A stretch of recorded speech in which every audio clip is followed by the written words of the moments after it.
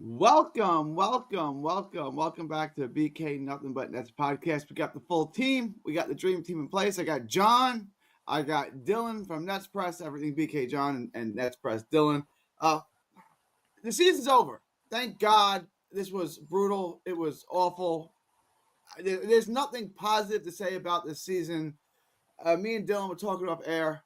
I've been a Nets fan for 30 years. He's been a Nets fan, I don't know, his whole life. How long you been a Nets fan? When did you start watching hoops? Uh, I was born into it, so I'd like to say all my life, but realistically, probably like 04, 05 is probably my earliest memories. So I was like three or Okay, four. so 20. We'll call that 20 years. Yeah. Yeah.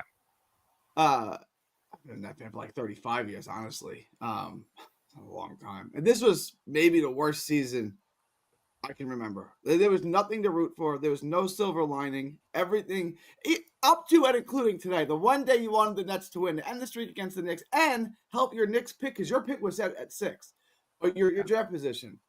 Beating the Knicks would have actually helped you today because it would have made the Knicks pick that much worse, and you couldn't even do that. And then the Bucks come back and beat the Pistons in overtime. Everything that could go wrong. This is like the Midas touch in reverse. There's no silver lining to this season. If you rooted for the tank, you won 26 games. It wasn't good enough. If you rooted for the play-in, you won 26 games. It wasn't good enough. Like, they didn't get any additional first-round picks from Cam or DFS or Schroeder or anyone like that. They got nothing. It was a miserable, horrible season. Dylan, I'll start with you. We're going to recap the game, but first, just give me your thoughts on the season. Yeah, I think you kind of described it really well. This was by far the most miserable season I have ever been a part of. There hasn't been one single time in my life as a Nets fan where I have personally gone out of my way to either not watch games or to cheer against my own team. And I mean that from I've said it numerous times in the last couple of episodes. I don't enjoy rooting against my team. Like, I watched the game today. I thought we started at 3, so I started watching in the second quarter, and it was the first time I had cheered for them all season.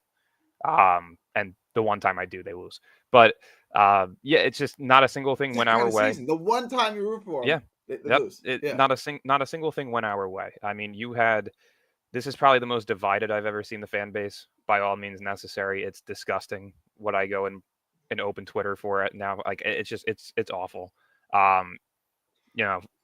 We needed to lose. They didn't do it enough. You had people who were cheering for wins. They didn't do it enough. Like you said, there was moves that should have been made. No additional first round draft capital was brought back like we were expecting. When you prioritize role players over youth, another issue. Like, this whole entire season was meant to put ourselves in the best position for a Flag or a Harper, and to really develop some of these younger guys to be key rotational pieces, if not potential stars in the near future, right? Cam Thomas, injury after injury, wasn't able to see any improvements on his end in terms of longevity and consistency. Noah Clowney, injury left and right. Claxton looked horrible. Jalen Wilson really did not look good at all this year. Derek Whitehead, in the couple of games he played up, looked solid, but not good enough. There really isn't a single youthful piece on this team that I see being a cornerstone or a player that's going to be here long term. And I think that's definitely a bit it's very disappointing, especially wanting to see Cam Thomas hit that next level, see if he was really worth the money or not. But yeah, all in all, this season was a mess. I'm beyond happy that it's over. We were just talking about it too. Like, it's 5.5 months until we see the actual 2025-26 season start. So, this is probably the first year that we have anything to look forward to in terms of summer league. But yeah, I mean, we got a full 29 days until our destiny is determined. And with the pick that we have, with the odds of it, with the previous years of the 6 overall odds, there's really nothing to try and be optimistic about. Historically, it doesn't work. So we'll see how it goes. I'm actually going to likely be there. I'm actually coming back up to New York for all of May and potentially most of June. So I'm working with CJ right now to try and figure out a way to get to draft lottery night. So I'll keep you guys updated on that.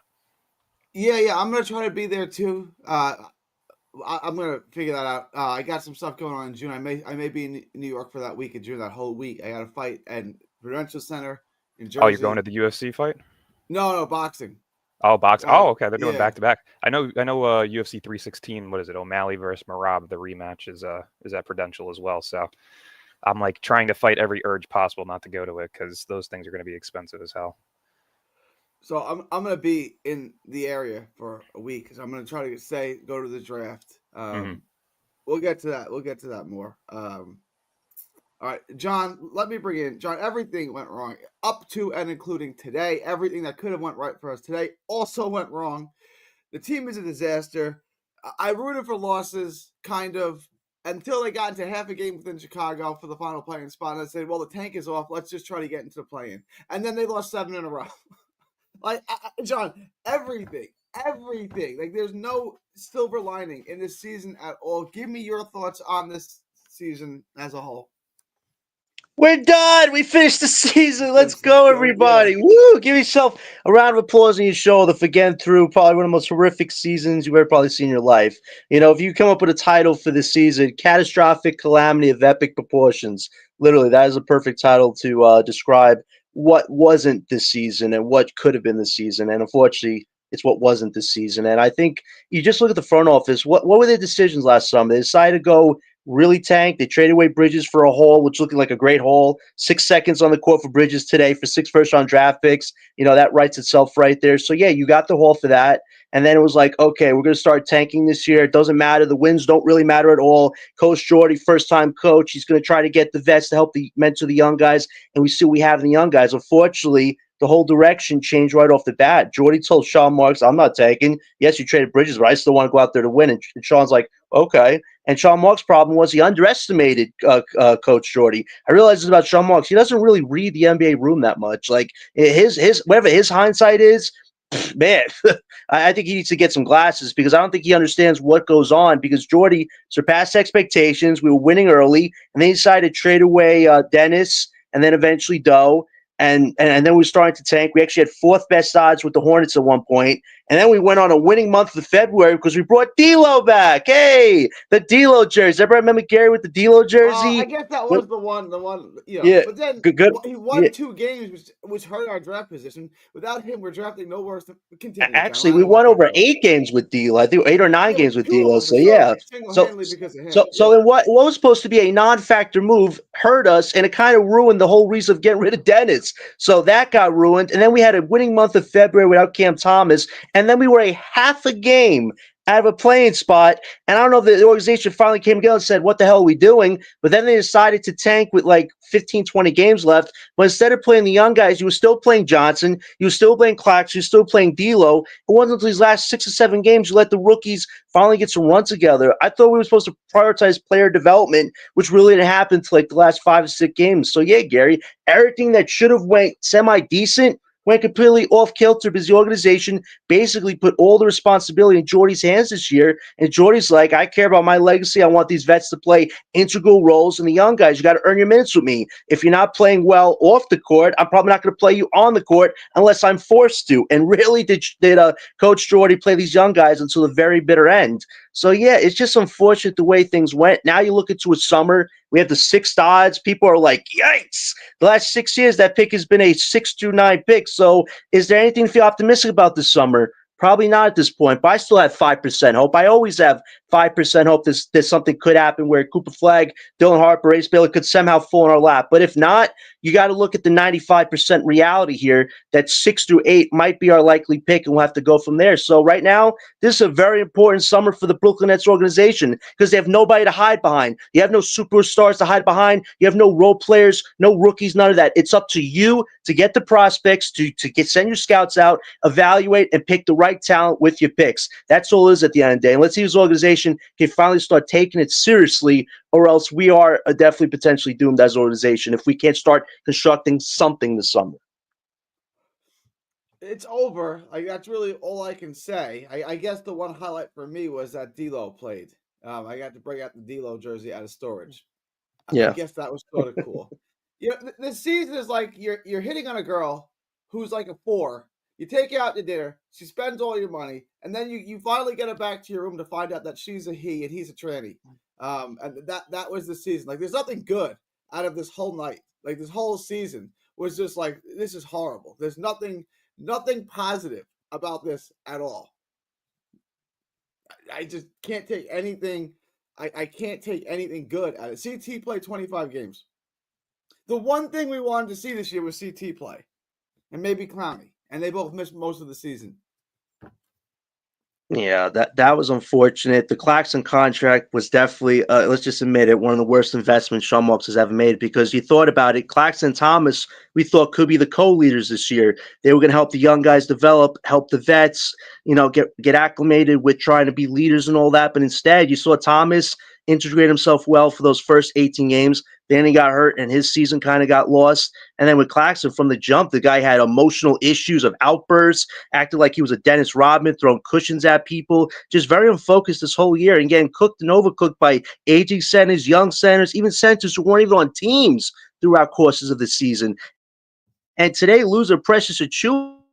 I mean, we said rock bottom was the last game with Reese Beekman having a 1% better plus or minus than him. But just overall, this Claxton investment has not helped us whatsoever. So you look at Claxton's future this summer as something you want to try to get off this team. But if not, it's kind of you reap what you sow. Sean Marks has to reap what he sows if he can't get Claxton off the team this year. And with Cam Thomas, you'll still figure out his contract. And if you bring him back on a 2-year deal with a $20 million salary, there is the potentiality that Thomas is a trade piece as opposed to a foundational piece, which I know has a lot of Brooklyn base and arms about it because they want sustainability. But right now, this summer, we have to find a way to construct a team because right now, everybody's on the table. There is no team right now. I can't. With this comment, Mark's right about this. The young guys, Timmy, trash. Wilson, trash. Etienne, trash. Beekman, trash. Clowney, injured. Thomas. It wasn't even like back in 2016 when you got Joe Harris and Spencer Dinwiddie. Look at some of these guys. All right, these are NBA players. Every guy we tried to experiment with absolutely sucked. You've got to put Keon Johnson in that too. They all sucked. All of them. All of the experimental pieces where he's like, okay, can this guy develop? No, they all suck. Probably worse than we originally thought. The only guy that was surprisingly playing well was Killian Hayes, and they decided not to play him at all, play Reese Beekman instead. I don't understand that at all. But yeah, all those guys, Timmy, Wilson, Etienne, Keon Johnson, Beekman, they're all garbage. None of them should be here. I don't want any of them back. None of them have careers in the NBA. They all have careers in Europe. I'm just telling the truth. I'm just being 100% honest. None of those guys are NBA players. Not a single one of them. Not Etienne, not Wilson, not Timmy, not Beekman. Certainly not Beekman. I don't even know if Beekman's a European level player. He's horrible. He's terrible. Hayes can be a two-way guy. They play Timmy over Hayes. Yeah, but yeah, I understand he could be a two-way guy. But you also could have gave him a standard contract, right? You could have gave Killian Hayes a standard contract, correct? And they decided not to. And then he bought out D'Lo, which we all were going, why did you just buy out D'Lo? And Hayes would have been up here, but apparently they didn't trust Hayes. You could have traded D'Lo for a 2 or 2 2s. You could have, for sure, 100%. He's got value. You saw how much offense he created when he played for the Nets on a team that has no good players. So like you could have traded him. Let's get into the game real quick. I don't even know what there is to recap. This was disgusting. It was brutal. I mean, this is your starting lineup. Jalen Wilson, Trendon Watford, Nick Claxton, Keon Johnson, Tyrese Martin. I mean, this is laughable and disgusting, but this is the lineup that played most of the games. Like, it's not much different than this. Jalen Wilson shot the ball well. Other than this, I mean, it's just brutal. Nick Claxton, 22 minutes, -2. 12 points, 2 rebounds. Why is Nick Claxton such a bad rebounder? How come we can't go in there, mix it up, and come down with some rebounds ever? Like, why can't Claxton ever have a 15 and 15 game ever? Starts with focus, and just with Claxton, he's just been unfocused from the get. I don't know if it was impending fatherhood or he just didn't want to go through another rebuild, but you got paid the money. This was your year to expand the offensive game, show us more what you can do. And literally, Claxton's like a Clark Kent without glasses on this team. If there ain't superstars around him, this guy just doesn't really want to try at all. But to just see his effort get so bad from start to jump, it's just how is it that this guy was so good to begin with? Because literally, you take away superstars, this guy acts like a below average role player. And we talked about it on one of your streams, Gary. He's making his offense this year has been the equivalent of a $400,000 salary, which equates a guy on a two-way. A two-way. That is just embarrassing to have to admit to the Brooklyn faithful of how bad Claxton's been this year. And the thing is, unless the Lakers want him this summer, we're kind of forced to have to keep this guy on the contract on the books for the next 2 years, which you don't want. But at the end of the day, this is a Sean Marks decision that's gone back against them, and you have to deal with the consequences if nobody wants him this summer. And I wouldn't be offended if nobody wants Claxton this summer, just because his effort hasn't been there unless he has superstars with him. But there's no guarantee if you get superstars with him, his numbers will be good. It's up to Claxton to take control of his destiny on the court and show the effort, not rely on superstars to carry you for 90% of your offense. Dylan, I know you missed the beginning of the game. Not that it matters. I mean, I gave you the lineup that played, but this is similar to the lineup that played most of the games, that won 26 games. Do you have any thoughts on this game? Any takeaways from this game? Like I said, Jalen Wilson shot the ball well, but I mean, I don't even know what I don't even care. Like, any thoughts on the game, Dylan? No, this is we just watched a bunch of guys who will likely never play again.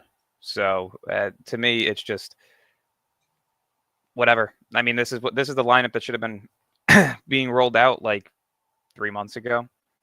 I don't want to hear that these are the guys that we've had on the team when you got guys like Scam and D'Lo playing minutes. You had Schroeder and DFS playing minutes. It wasn't taken seriously from the start. So who knows? Maybe this is a master plan of drafting the right guys this year and being bottom 3 next year. Who knows?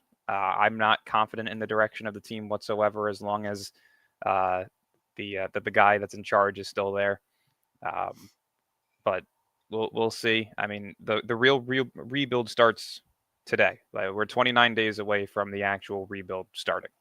This season, like I said numerous times, was an absolute failure from top to bottom. There wasn't a single positive that has come out of this season. You did not do what was necessary in giving yourselves the best opportunity of landing a top 3 pick. You didn't move the necessary pieces to gain future draft capital, guys like Cam Johnson and, selling cheap on guys like DFS and Schroeder. Those guys could have been moved in the offseason for more. DFS could have been moved for much more last year.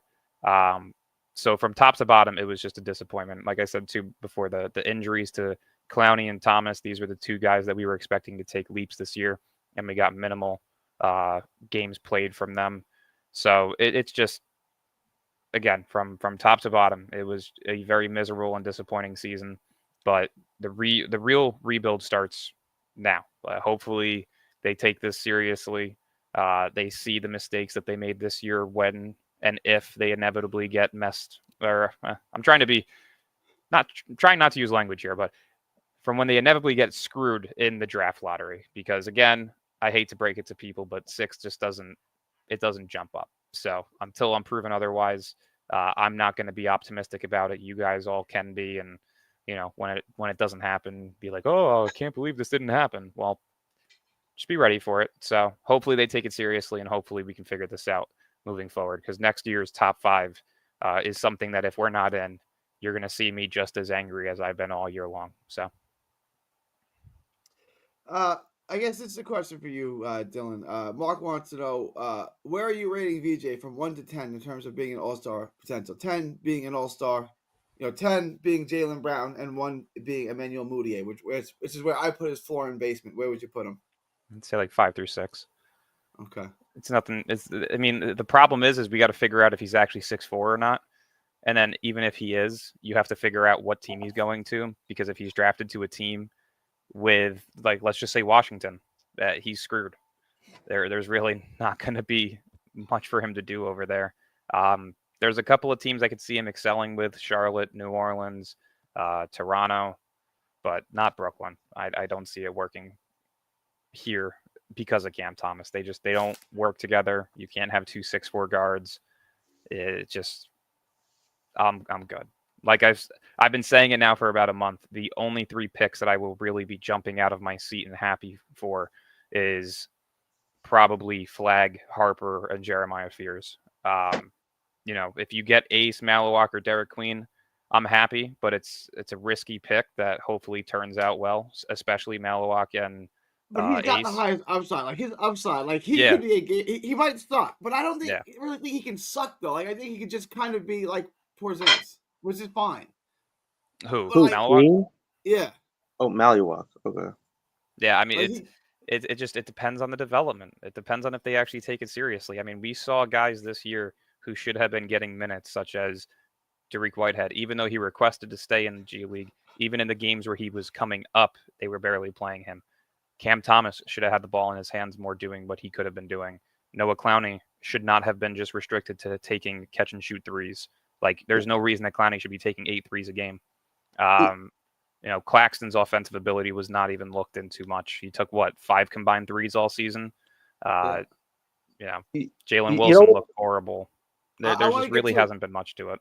a couple of these comments before we move on. John, you can feel this one. This guy got a couple good comments here. Nets should have tried to win today. It could have made the Knicks potentially a few spots better. It could have. But this is what Yeah. we're talking about early. Everything that goes wrong does. John, you want to respond to this comment? And Yeah, listen, the only games that I had any type of excitement this year was the ones we won against the Bucks, was we had the Bucks pick, and the ones against the Knicks where we actually only lost by a bucket in the first game of the season. So those were the games where it's like, I'd be happy if this team wins those games because we have those picks. And I thought today you actually might have played maybe a vet or two and all these young guys. I was surprised that Maxwell Lewis got no run on the court. The kid has been giving you energy after energy. To leave him out the last day I thought was very spiteful on Jordy's part, because Jordy's the one who was preaching a comment ago that this is all about player development these last 2 games. So how can we take away an opportunity from Lewis and Whitehead today? He only played 10 minutes. Like, come on, 10 minutes? Like this organization is so contradictory with their statements. They say one thing, and you look at the actions on the court, completely different. Like, until this organization is consistent with what they say and what they do, I really can't take what they say at face value anymore. I really can't at this point. And honestly, you could have won today, but at the end of the day, you didn't, because the Knicks had more role players, with experience on the bench, and they beat us. And now we have to reap what we sow with the draft picks. And that Bucks pick, which was looking around 18, 19, that pick today could now be 2021, just because other teams are now resting their players. So, yeah, this is going to be a hard little cobble for the Nets if the picks don't fall where you want them to. But you got to make do what you got, and hopefully you can find a prospect that fits your timeline. As far as Edgecombe goes, I give him a 5. I know Dylan says he probably don't want it because of the fit with Thomas, but my thing is this: if we draw 4 or 5, let me get to that, because we got another question coming up. But Yeah. I want to get to that. Aiken says, didn't he get measured at 6'3" in the 2024 NBA Summit? He did. I don't know what that means. I mean, it's possible that he grew. He's 18 years old. It's possible. But everyone, Dylan can attest this. Everyone gets measured an inch taller, at least an inch taller than what they actually are. He did At least get measured 2 usually.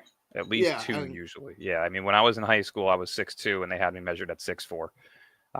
We had a big man at our school. The tallest kid on our team was like 6'3" and a half, 6'4", and they had him listed at 6'5" and a half, 6'6". So they do that all the way up until you actually get what is it? Scaled, I guess you can say, at the draft combine, measured. But yeah, usually heights are bullshit. Like, they were saying Wemby was 7'6" before he went into the league, and he's like 7'3" and a half, 7'4". So you usually get a bunch of bullshit heights until the draft combine comes out. Well, you knew he wasn't 7'6" when he had that picture of him standing next to the Admiral, who was 7'1", and he was 2 inches tall. And the Admiral's like, okay, he's 7'3". Maybe we can list him at 7'4", but 7'6". But, like, this is my point. This is Keldon Johnson, who's listed at 6'6". I'm 5'11". Is that man 7 inches taller than me? I'd say he's like 6'4", 6'5". Yeah, 6'4", maybe. I'd say closer to 6'5", maybe. Too. I'd say maybe closer to 6'5". He's almost got an entire head on you, and he's leaning a bit. All right, he ain't no 6'6". 6'5". He's standing on something. We'll get a better measurement if you and I ever stand next to each other one day, because I'm about 6'3". So, rate Ace the same way, guys. 1 to 10. One being a complete bust, and 10 being a legitimate NBA All-Star, All NBA.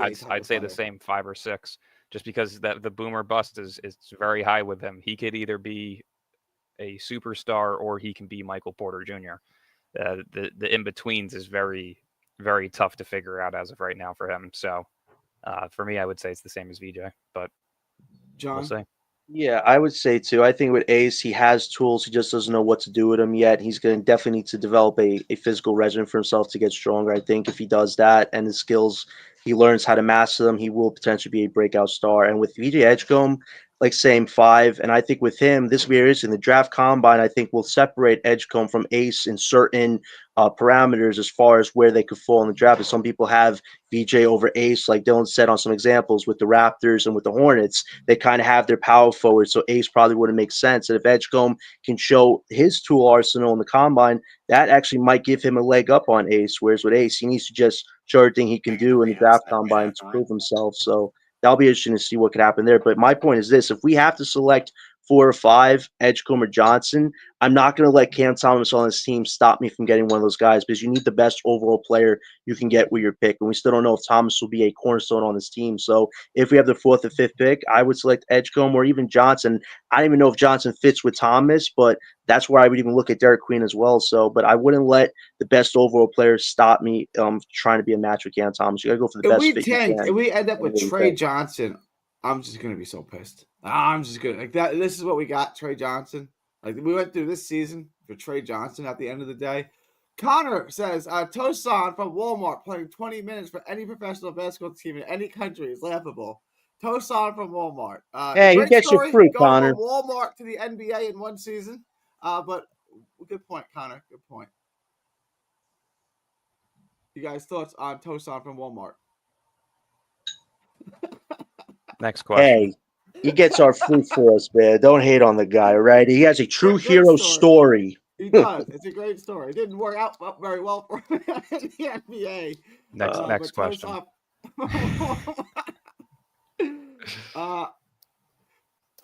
This team does not know how to utilize their rotation. The organization is not going anywhere until Marks is gone. Connor, my man, we've been saying this all season. I agree with you. Like, so many people are optimistic about the rebuild.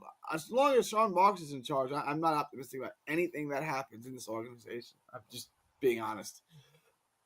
All right, John, what do you want to get into? You want to get into the D-Lo stuff? You want to start the grades? What do you want to transition to? Interesting. Why don't we do the grades now? And with we get to D'Lo, we can talk about the comment that he said. That way we can intertwine that. And when we get to Sean Marks, we'll talk about the video I sent you. So let's just start with the grades now at this point. Let's start with the grades. Let's rate the Brooklyn Nets 24-25 season. I'd say it's an F. I don't know what else to give it. There's nothing that went good. Nothing at all. Even the D'Angelo Russell unification, the reuniting of D'Lo, like that didn't work out at all. I don't know why he was playing. I don't know why he was here. I don't know why he's still on the roster. Now they're going to resign him. Nothing went well. So I don't know how else to give this. And an F minus, is that possible? Is there such a thing as an F-? Is it possible to give something an E? Can I give him a Z? Yeah, like You what's give him a C, U. Unsatisfactory. That's probably the lowest grade you could give somebody as a too U. kind. That is I'm not even kind. unsatisfied. I'm just pissed. Yeah, that works too. Does anyone have any objections to the F minus or whatever lowest possible grade that we? Yeah, can I'm gonna give it a Z. A negative score. Z minus.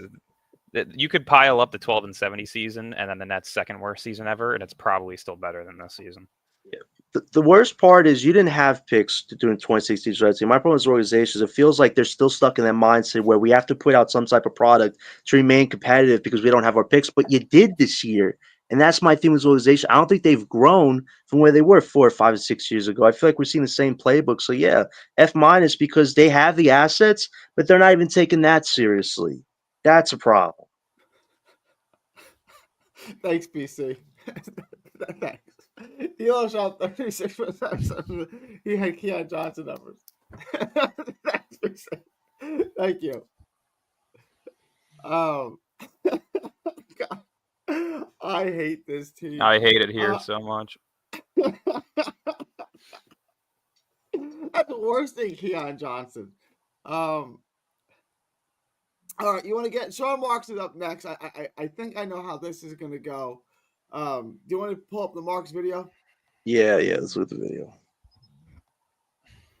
Operations is excited, ownership is excited because this is, as I said before, we're laying down a foundation here of how to build this sustainably into the future, and being part of this journey, being along. I'd like to look back in 3-4 years and say I remember when, right? And I think that's from a fan base. You can say I remember when they drafted this guy. I've seen the development course of such and such a player, and to me that's exciting to see where these young men are going to end up in a couple of years from now. So with all the picks that we have and the flexibility we have in the future, it's a great time. Thank you so much for the time. All the basketball operations is excited. Ownership is excited. Sorry. All right, John, you wanted me to play that? I'll let you start here. Give and I'll move to Dylan. Give Sean Marks a grade. Yeah, I mean, F minus can't go any lower than that at this point. And at the end of the day, when he says excited about where this pick could be in 4 years, it's you got to see who you're drafting first. And if you have the 7th or 8th pick and you go over Queen or Mallywalk to draft Con Knipple, there's no going back right there. I mean, that's your automatic pink slip right there. Like you don't want to get a 7-foot big when that's one of your last remaining choices because you don't like big men and you want to get a guy who potentially is not a primary secondary option, is probably a 3rd or 4th option at best. Like that, there's no going back there if you're Sean Marks. So I think that quote, if we don't get a top pick, will haunt him for as long as he has a job in the NBA or thereafter, because you just can't say stuff like that and act so confident and happy. We don't know where the 6th pick can fall. And right now, statistically, unless the NBA steps in, that pick is a 6 to 8 pick at best right now. So you have to make the right decision if Fears is on the board or if Mallywalk or Queen on the board. But if you go over all those guys and get a Con Knipple, what are we doing here? That could be like the worst thing you could possibly do. And whatever we trade away, get our own picks back, was meaningless and worthless. So yeah, Sean Marks, the focus is on you now. There's no superstars, role players, coaches to hide behind this summer. It's all on you to get the job done. And if you don't, ain't nobody gonna look away from you and say that you should be the GM of this team anymore. All right. So what grade are we giving Sean Marks? John? Yeah, Sean Marks, yeah, right now it's an F minus. It's F minus for Sean Marks. Dylan, give Sean Marks a grade. China. Next question. China. Ship him. Ship him over. Same thing. China. No one's taking him. I got a trivia question for you guys. Little Nets question. Which Brooklyn Net played the most minutes this year? Wasn't it Keon Johnson? He's close. He's second. He's close. Okay. He was a close second.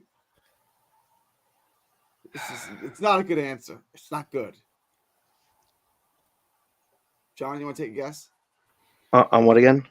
What Brooklyn Net played the most minutes this year? Was it Cam Johnson? It's not Cam Johnson. Cam Johnson was 3rd. No, he was 4th. I'm trying to look at the roster and think who would even. Wasn't Wofford. Wasn't he played 78 games and started 21 of them. Clax? Clax is 3rd. He's in between Keon. Jesus Christ. Who the hell? If it's not Keon, I really don't know. Yeah. No, I said Keon. Jalen Wilson. Jalen Wilson. Oh, my gosh. Jesus, that's crazy. You talk about somebody dropped the ball more than Sean Marks, it was Jalen Wilson. I mean, gold opportunities. Can I just say this last thing about Sean Marks? I don't know if his contract is up this summer, but if it is, please don't bring him back. There is no point. He has a team option? Yeah. Oh, man, I hope it gets denied. Yeah, no thanks. Please. He should be declined at this point. If you want to refocus this base and put some positive energy into us all be on the same page, find a new GM to lead this whole new era. You really should at this point. Marks has had all the cat lives in the world, but that doesn't mean you're a good GM. It means you got lucky and fortunate that the owner likes you that much. But the base don't like you, the superstars don't like you, the role players don't like you, and the coaches don't even want to follow what you want to do. What other rope can you give Sean Marks at this point? None. There's no trust there anymore. As of right now, I believe. Let's see. Our guaranteed free agents are Watford, D'Lo. Restricted free agents are Zaire, Sharp, and Cam Thomas. And then our team option deals that we can get rid of this year are Keon Johnson, Tyrese Martin, Jalen Wilson, Drew Timme, and I believe one other. So there's more like to me, I think you bring back Tyrese Martin just because, the whole I earned my roster spot thing. I think they like him. I wouldn't bring back Keon. I wouldn't bring back Wilson. If you're drafting 4 or 5 guys in this draft class, you have the replacements for it. And then that at least gives you options to go and spend some of that money on some young guys with some upside like Trey Mann. So we'll see. I don't know. I'm hearing things that Cam Thomas could be brought back for like 19 to 20 million.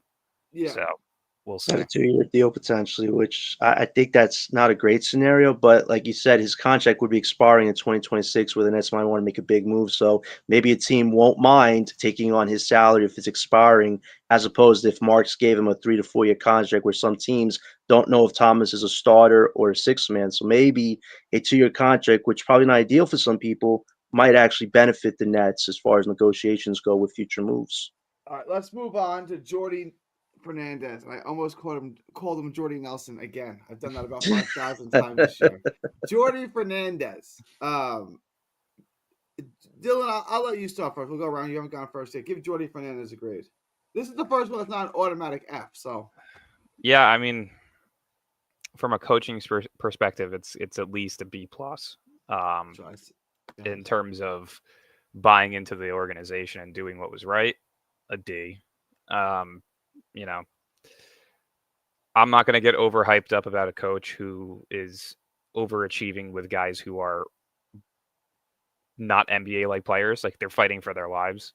You know, let me see what he does when he develops a superstar and has another superstar on his team. So until he's in a position to play in a playoff series, I'm not going to get my hopes up with a coach. It just never works. So Jordy Nelson won a Super Bowl. Jordy Fernandez has not. All right, John, give Jordy a grade.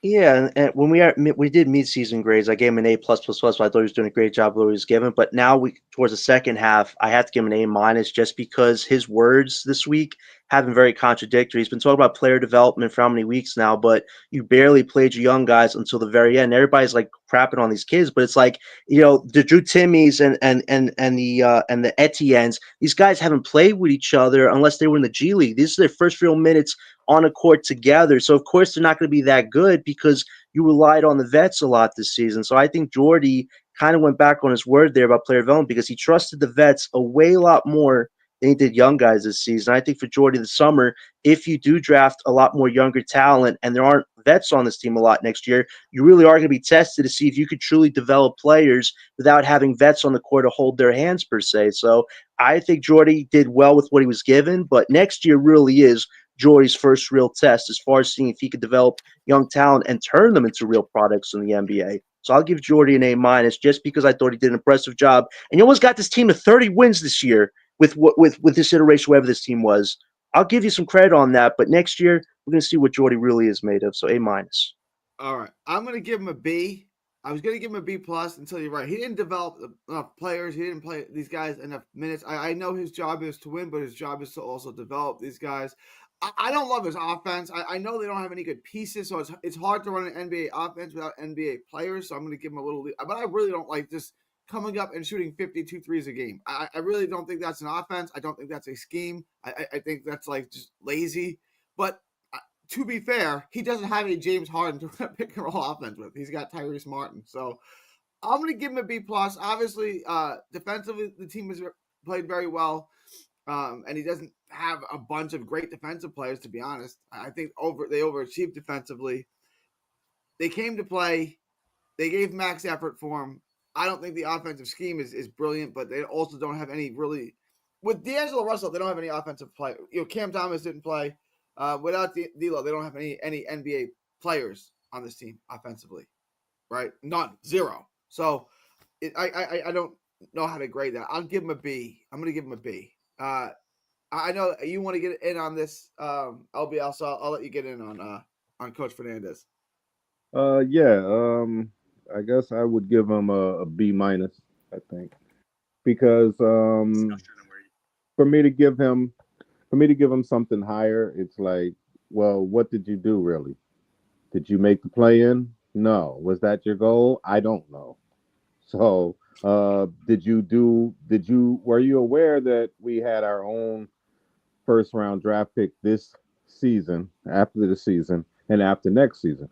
Were you aware of that we gave up those 27 picks for that? So, I mean, those Phoenix Suns picks for that. So if you're not, if you are, it's like, come on, he's got to own some of this too. He's got to own some of this in terms of, you're not on a 1-year contract. I could understand if you were Vaughn on a 1-year deal, but you got 2 more years after this. So you need to think ahead. It's like, it's so funny because in baseball, guys do get in trouble over this. Like like when you mess up the rotation, like, so you might have like a spot starter here, or you might have a guy here because you want to save your ace for this particular series or this particular game. This is the same thing. We should have been doing that. You once Cam Johnson has played and shown that, okay, he's having a good season, you should have benched him virtually the rest of the season until Marks got rid of him, really, All right. because his stock hasn't gone up or down since that time. Let me get this. Let me pass the ball to Leaf here. We're giving Jordy a grade based on the season. What do you say, Leaf? I'll give him a strong B. Strong solid B. I mean, in terms of what he was able to get out of every different version of the roster at every different point of the season. Even though a lot of Nets fans didn't want it, we wanted him to win like about 14 games. We would like for him to have 60 something losses, all by single digits. That's what I wanted. But I think he got a lot out of these players, a lot out of the young talent, the talent that was looking for contracts and looking to have a main roster spot at some point in the season. Guys like Keon Johnson, they guys like Zaire Williams, guys like Clowney, guys like Tyrese Martin. I mean, he's gotten the best out of a lot of those guys. And they played from the beginning of the season. A lot of people don't know, but Keon Johnson is most likely going to be coming back next year, probably on a short deal. Maybe I say like maybe 3 years. We're gonna get to each player. We're gonna get to each player individually. We're gonna get to each player. So let me start the conversation. Jalen Wilson played the most minutes this year for the Brooklyn Nets. Leaf, I'll start with you. Give Jalen Wilson I the will most give minutes for him. this team. I will give him a B minus. The reason being is because if he wasn't shooting the ball well, he was doing the other things. He was doing the intangibles. He was getting on the rebounds, going after the ball. So you saw a little bit of everything from Jalen Wilson this year. You saw him put the ball on the floor, like get to the basket. We ain't seen him dunk yet, even though he's like 6'8".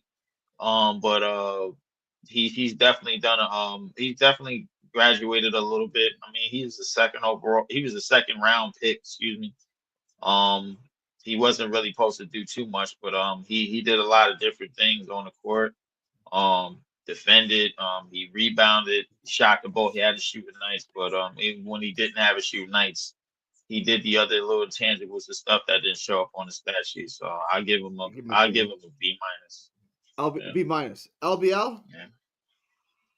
Yeah. I can live with that. He got the most out of his ability. But I think we should just give him like the Chris Douglas Roberts. Maybe we should give him that award or something. CDR? Uh, Oh my God, I ain't hear that name in years. Good God. it's a Oh, good one. It's a And you good one. felt around. Douglas You felt around Roberts. the same John, way you do. let me pass the ball to you. Give him a grade. What grade are we giving Jalen Wilson? I gotta give him a C minus. I was kind of disappointed with him during the second, third, and fourth half of the season. I felt like in the beginning he was kind of doing that role Leaf was talking about, rebounding, doing those all little things on the court. But when Thomas went down, I thought that summer league version you saw of Wilson, he would kind of take the ball more in his hands and kind of show you more we can do. But it was just kind of like if he doesn't have a point guard on the team to help him out, he really is not as impactful as I thought he could be. And there were no signature moments this year where Jalen Wilson looked like he was in control of the game. So I wouldn't be surprised if there's a chance his option gets declined, especially if the Nets draft all 5 or 4 of the prospects in the draft. Because you have to start thinking about, could that player be better than what Wilson is giving you right now? There could definitely be talks for that. Let's remember, Wilson is probably one of the oldest players on this team, and if his production is not anything more than a mid-level role player at best, I wouldn't be surprised if the Nets move off for him in a year or two or less like that. So yeah, I'll give him a C minus right now. I agree. I think next year he's got to show you a bit more though. Well, he won't be here next year, so I would imagine he's not going to be here next year. I'm going to give him a C minus too. He's just not very good. I don't think he's an NBA player. We thought he could be a rotational guy. I think he showed that he's not. right? So I can't give him a really good grade. You know, he rebounds well. He can finish well for his size. He can't shoot the ball particularly consistently. I think a C minus is a fair grade. I think that's actually kind of generous to him because, like I said, he may have played his last game in the NBA. Yeah, and I want to give him a D minus. I thought I was being nice. I'm like, he might have played his last game in the NBA. Damn. You got a spot for him? I mean, let me get to I do want to get this. Dylan, give him a grade. Jalen Wilson. Yeah, I mean, I was expecting a lot more from him this year. I'd probably say like a C minus, a D plus. Nothing crazy. Yeah, but definitely not somebody that I see on the roster next year. Leaf, if he can't make the Nets roster, right? If he's not good enough to be on this roster, is there a roster where you think, okay, he's worth keeping? Utah. I mean, Utah's better than us. If you want a tank, he's a good tank piece. I don't know who Utah got on their bench. That's what I mean. Because Utah, Keontae still got George, picks. Isaiah Collier, Larry Markkinen, John Collins, Jordan Jordan they got Clarkson, they got Taylor Filipowski. Hendricks, Filipowski. Yeah, I mean, if you're looking at Taylor Hendricks, I think he's gonna be out. I think he's gonna be out for a whole nother year again. If I'm not mistaken, he'll probably be out for like half of the season next year. But point being is they have at least 8 to 10 guys on their roster that are NBA players. We've got. Yeah. I mean, have you seen Utah? Have you watched Utah? I know you watched a lot of games. They're purposely embracing their tank to give themselves the best odds possible. Yes, that's what a tanking team does, is they purposely lose. We didn't do that. Every NBA team has NBA talent. We didn't do that. We didn't do that better than them. That's what we did. We did do it. We just didn't do it at all. We didn't do it till last 10 games. Yeah. We didn't do shit. Let's move on. All right, I don't want to get into another tank debate. I can't. We got all off season to have the tank debate, which we will. The net who played the next most minutes. My favorite, my boy, Keon Johnson. I'll tell you, Keon Johnson. Love him. Yep, give him a C minus. Not a single player on this team to me is anything special. So cool story. I don't want to see you back next year. So C minus. Wait, who is that? Keon. C minus. Keon Johnson? Yeah. I'll get to you next, Albert. Let me get because I know that LBL loves Keon Johnson. So give him a grade, and then I'll let you go. I'll let you go after him leave. Yeah, and my occupation is education. So I'm gonna inflate his grade all the way up to an A. There's no way you're giving Keon Johnson. There's no way you're giving Keon Johnson. Somebody's got to get him out. Somebody's got to get him out. Now, this is surprising. I was not expecting this today. This is definitely a surprise. You really see me that surprised before. Like that's a defense he played. Did you see the misdirection? Wow, guy.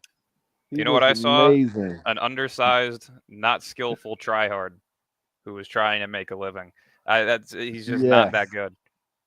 Damn. Yeah. Okay. So his POA defense don't work for you? No. Agreed for the A. Nothing that he does defensively works for you. No. At all? This is a guy that had 38.9 and 31.8 shooting splits. That's the guy that's getting the A. Yeah, sorry, we got Reese Beekman for free. Keon Johnson can go. So you want to be horrible offensively and be solid defensively. I know you want to get it on Keon Johnson. Oh, okay. I was gonna give him a C plus at best, bro. I get the shooting splits now that you got him up on the screen. But defensively, I don't know Dylan. I don't know how Dylan just labeled himself as the greedy Nets fan all of a sudden, man. But I mean, goddamn, defensively, from where Keon Johnson came from, I say he did okay. For him finally getting advanced minutes this year. Oh, I'm not knocking him that he did okay. I'm just saying the guy's not anything special whatsoever. He is. If you were to fill out this roster, if you were to put him on a contending roster, he would be like your water boy. He'd be your towel guy. He's got I of being don't an know if I'm know gonna go about that that. far. I'm not Wilson. going that I'm far. not going like that far. he may be the Bronny of the Lakers. Like he'll come in as the 13th No, I'm man not when going. everybody's No, hurt. no, no, He's now not you like that. tripping. That's why. That's highly I can't There's go disrespectful. not a that low there's not for a single Keon, player man. on this That's team wild. that is a You don't contender like. caliber player. Well, you basically saying POA Blame defenders the at the coach. one are not important, bro. Like, so if that's how you feel about it, I understand. If they not giving if they not giving Is Keon a Johnson a decent player enough, that you can play in the playoffs when we get to that point? it If we depends. It need some depends on what fouls, it depends. It depends on what you need. If you If need PO, like, bro, if you're gonna say that, bro, Amen Thompson is about to get played in the playoffs, and so is his brother. Thompson I averages mean, 16 points. He averages over yeah, 6 assists. He averages over 6 okay, rebounds. That's okay. an NBA Jalen player. Wilson has no Okay, function. okay, Keon Johnson has a what? Hold very on, wait. I mean, but Dylan, correct me if I'm wrong. You're going to be using them mostly for their defense.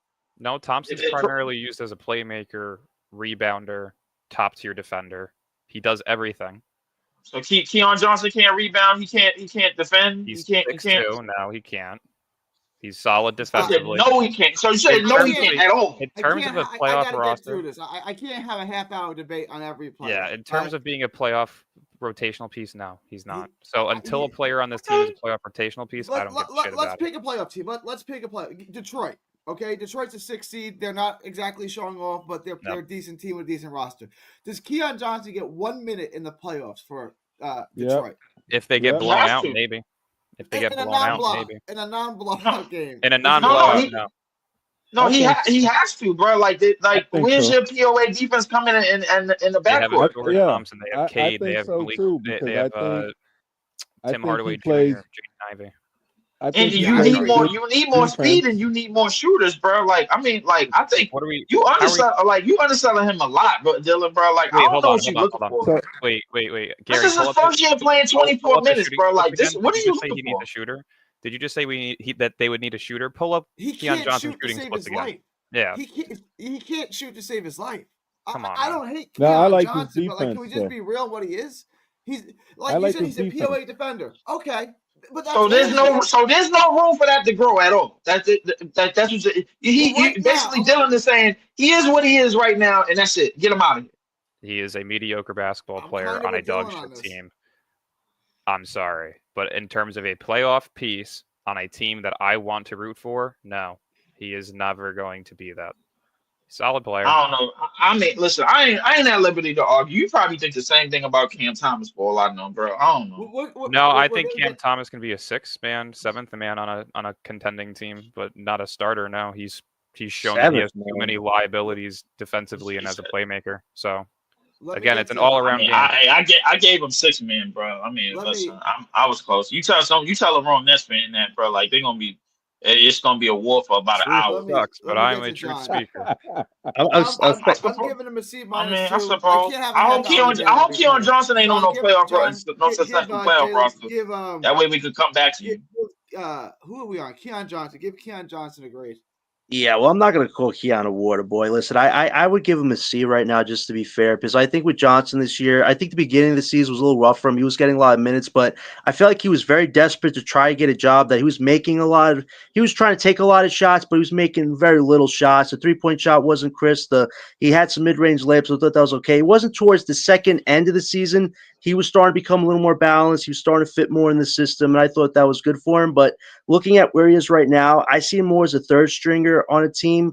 I don't see starter. I don't see backup. Some people that really like him maybe see him as like a Gary Payton, the second type guy, just because of what he gives you on the defensive effort. But I don't see him as like a huge backup piece. But I wouldn't be surprised if Marks brought him back another year if the goal is to tank a following year. But I don't see Keon as like a long-term fixture on this team. But I think he did enough this year to at least expand his career in the NBA and not Euro. So I'll give him a C to be fair.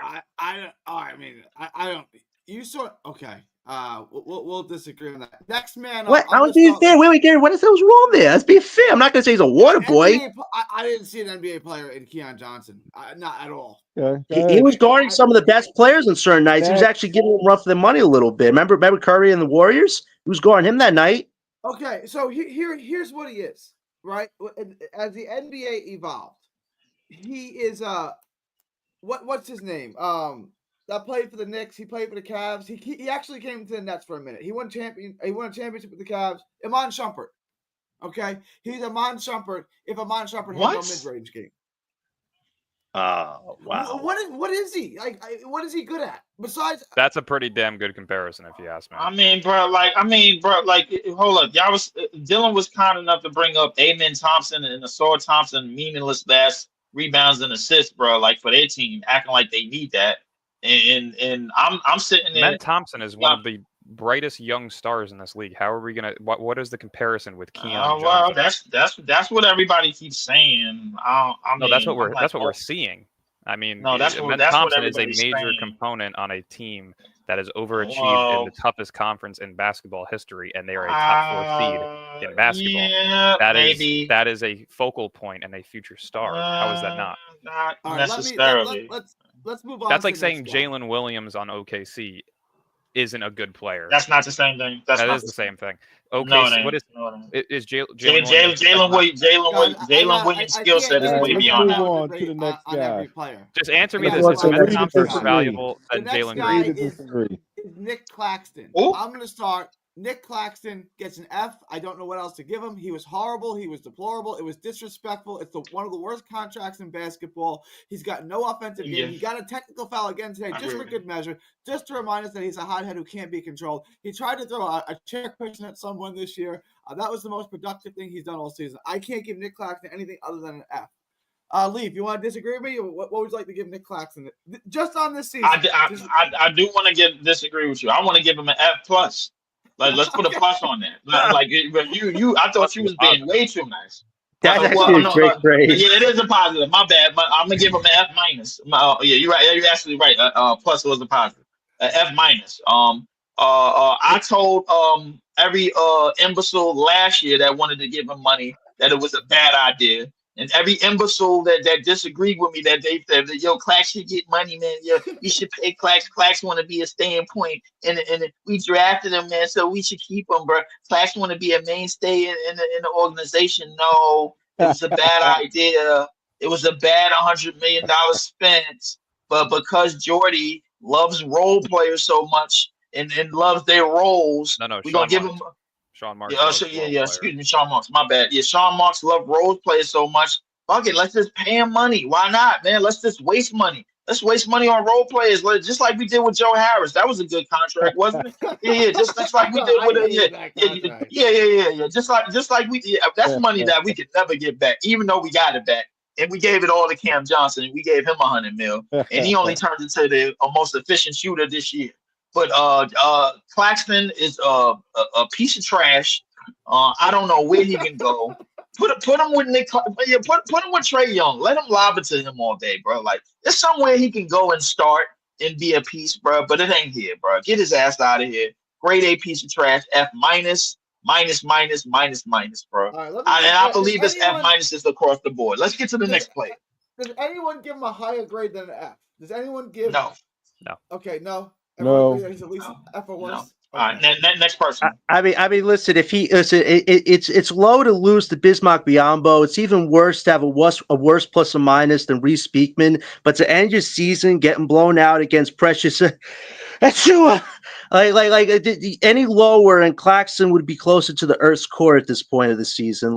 This was just a really bad season for Nick Claxton on all levels. Just was not locked in from the jump. Had a Dennis Rodman phase. Like, any type of growth you were hoping for this season, whatever good that he did do with 10 assists or a game winner, he erased that by having bad performances. And if we can't get off his contract this summer, I will not be offended if we're forced to keep him, because he did nothing this year to take power to his own hands and show he could be more than just a role type big. And if the Lakers don't want him, I wouldn't be surprised at the end of the day if Claxton can't stand on his own 2 feet and try to self-create offense without 2 superstars or a point guard to carry his hand. What are we going to do with him at that point? What grade are you giving him?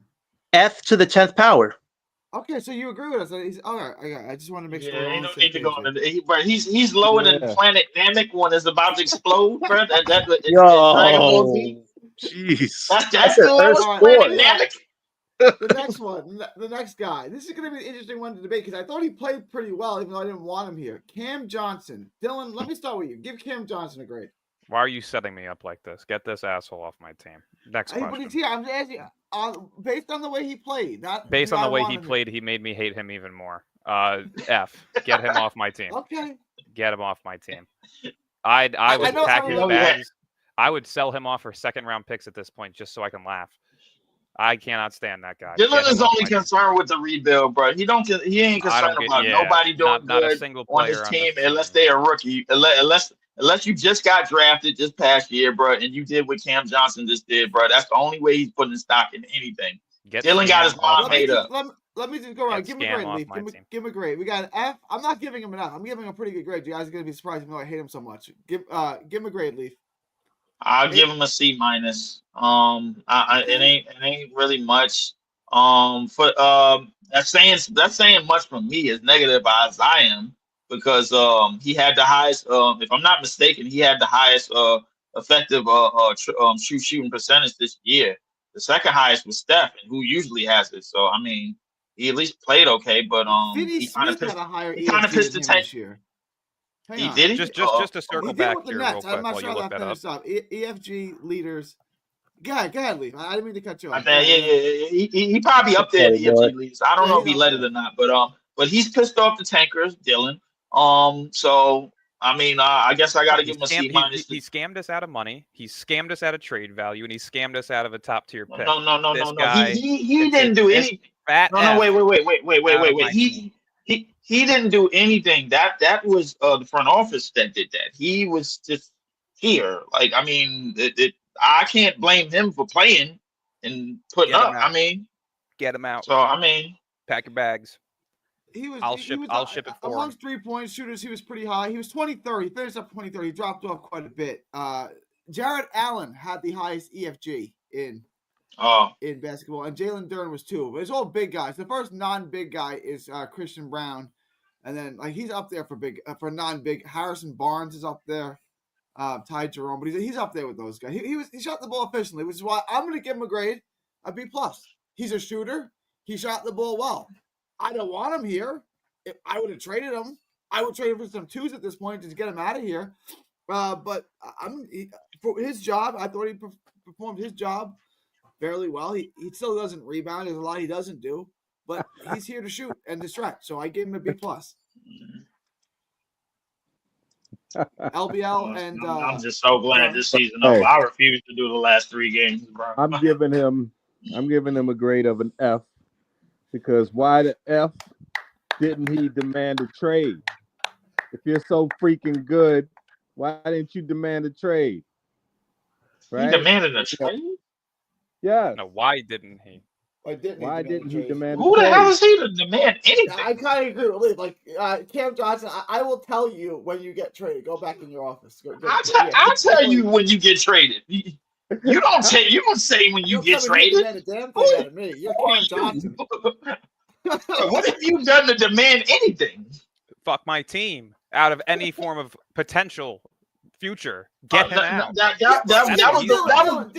was the front office. Dylan, that was the front office. I'm just talking about how he played, Dylan. The reason why, if he played last year, like he played last year, you would have given him an F for sucking. Now you're giving him an F for doing his job well, which was shoot the ball, right? Yes. So I'm giving him an F. No, get that scam artist off my team.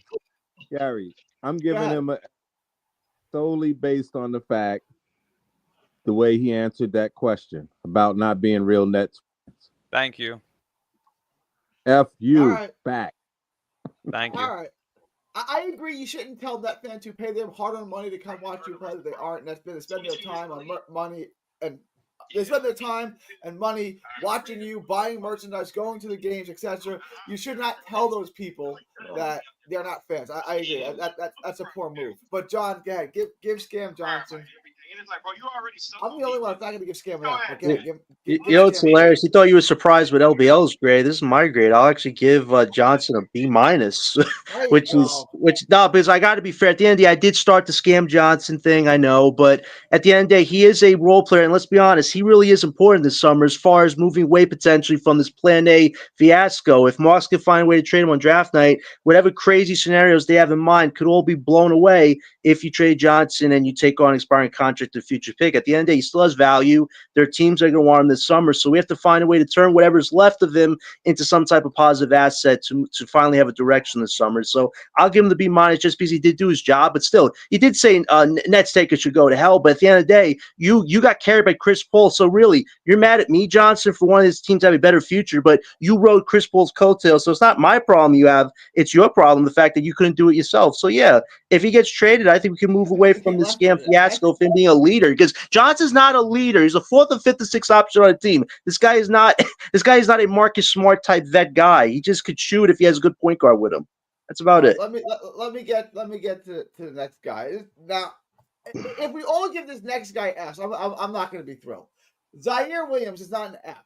Zaire Williams proved that he belongs in the NBA rotation this year, I believe. I think that was a question. The Nets got seconds to take him.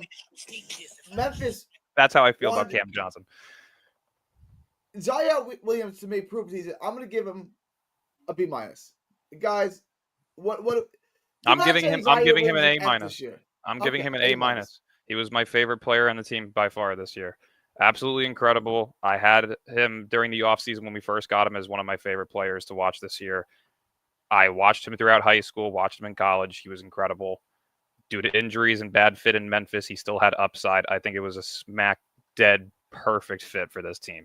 So hopefully they actually spend money on him and not a guy like Patty Mills as replacement for Bruce Brown, which in this case would be Zaire Williams. So yeah, we'll see what happens. I hope they bring him back. I think he's a good key piece, an actual playoff rotational player in the near future. Agreed. So I absolutely love him. A minus. Agree. A minus. Okay. A minus, B minus, LBL. Let's give Zaire a grade. I'm gonna give him a B plus, because I think he really did some things. I think at one time he got into a stretch where, and then been coaching related, where he just was just letting loose all the threes, and he forgot how to, actually dribble the ball and come inside and play. I think he had a stretch like that in midseason. But I think overall his defense, his tenacity, his cheering on the bench, all that stuff, he seemed like he was a really and that is, it's kind of why I gave Keon some credit too, because it's like there were some games in the first half of the season where you could tell already established players didn't want to be defended by Zaire and didn't want to be defended by Keon.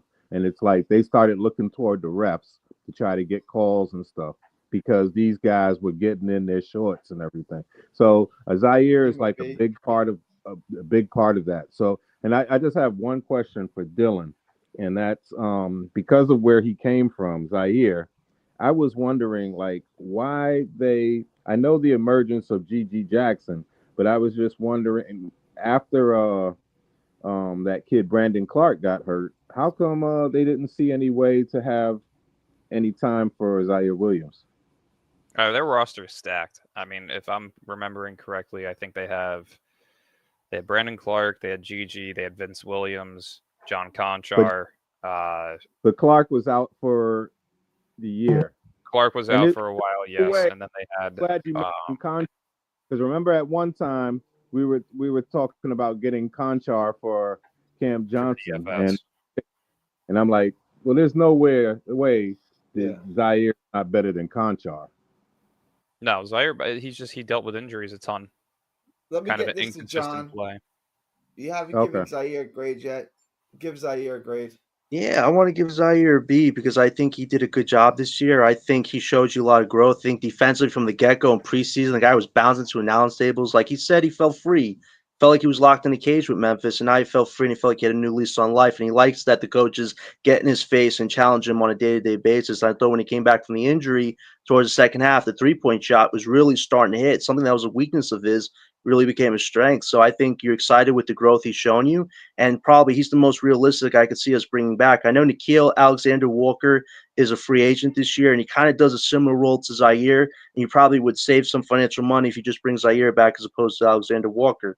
And I think for Zaire, if he comes back, next year for him is important as far as solidifying a bench role on this team. Yes, he did enough to warrant a contract, but for next year, got to see Zaire put it all together and and try to get an actual spot on this team for the future. So yeah, I'll give him a B. I thought he showed a lot of good growth this year. Did everyone give him a grade? Did everyone give him a grade? We all in that A minus to B range.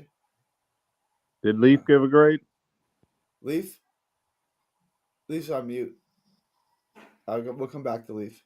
Yeah. What do you think his starting salary should be next year, Zaire? He's gonna be around 10 to 12. Yeah, 10 to 12, something like that. And that's fair. Okay. Next guy up, someone who I liked who ended up sucking, Tyrese Martin. Who wants to go first? John, go first with Tyrese.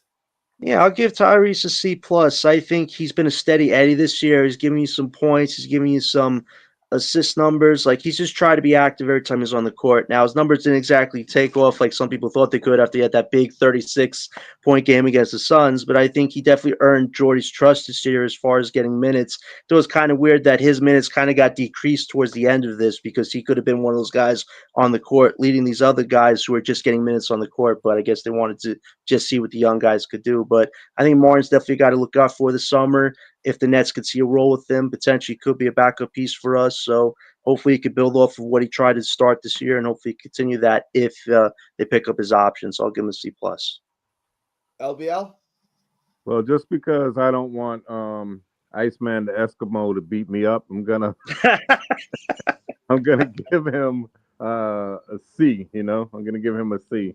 But you know what I feel about him is I feel like he's an NBA shooter, but he's not an NBA player. Like I think that he could really shoot it. Like he has a talent for shooting when he's going, but I'm not sure if he's really an NBA roster guy. I agree. I don't think he's an NBA roster guy. What grade you gave him a C? You said? Yeah, because that's probably the best. What we saw of him was probably the best of him. To me, yeah, and he's not an NBA player. So I gave Jalen Wilson a C minus. I'm going to give him the same. I'm going to give him a C minus. I don't think he's an NBA player. I think he was given a chance.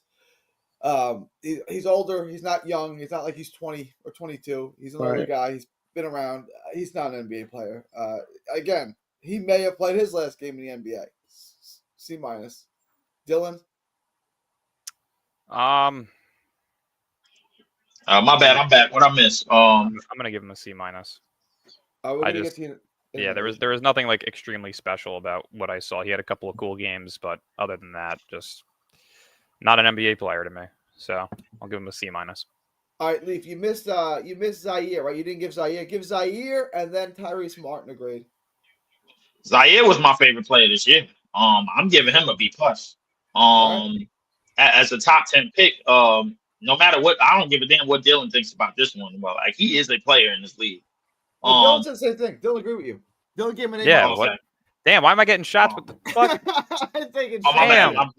bad. I don't know, bro. Like Dylan, you already put yourself in GM mode. You ready to dissolve the rest of this roster, cut, wave, the hell with everybody. Ain't nobody getting no contract, so I guess Zaire fitted the list.